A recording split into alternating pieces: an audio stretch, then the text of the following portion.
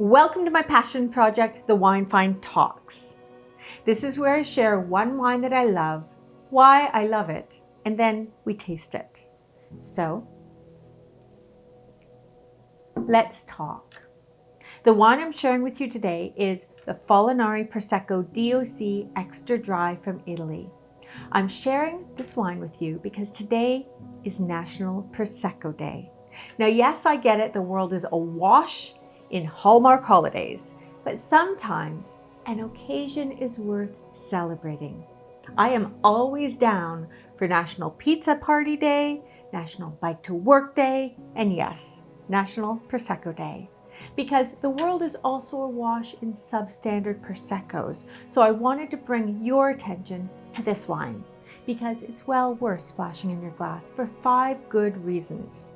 1, it's made by a reliable producer known for making consistently good value wines from Italy in classical styles. 2, the label is presentable and table-worthy, elegant even. No silly critters or garish colors. 3, it's low in alcohol at 11% and low in sugar at 11 grams per liter. 4, it's not too fruit forward, so you can enjoy it with food or on its own. And 5, it's delicious. So let's taste. In the glass, very pretty, very bright, very clear.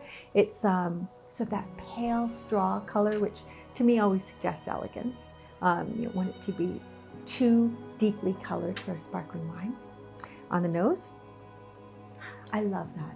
Not forward at all. It's sort of like very wispy, feathery aromas. Barely there, but they suggest Hallmark aromas of Glera.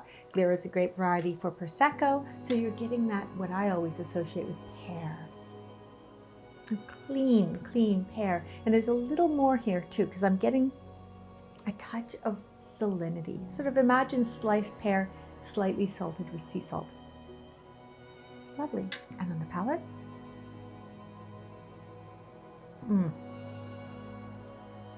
See, this tastes like an upmarket Prosecco. It sweeps in and it's elegant. It's not sweet tasting at all. It's definitely on the drier side. Finish is clean and there's length, like serious length here.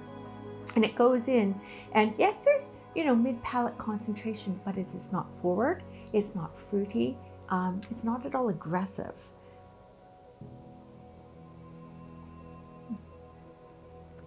Beautiful. Just cascades with the pear, yes, but also feathery notes of apricot maybe. And that salinity comes through as well as a little bit of minerality. So there's complexity here. There's a bit of finesse really, and there's length. Length is so important for, leading to the next bite of whatever. And as I said, this is great with food, and the kind of food I'd like to pair it with is actually olives. Dry Prosecco or dry expression of Prosecco with olives is an underrated pairing. It's also a great kind of wine to pop in the picnic basket and have with ham and cheese sandwiches. It would also go though with curry. I'd love this with a green Thai curry. Fabulous. And it's light enough that you can kind of quaff it.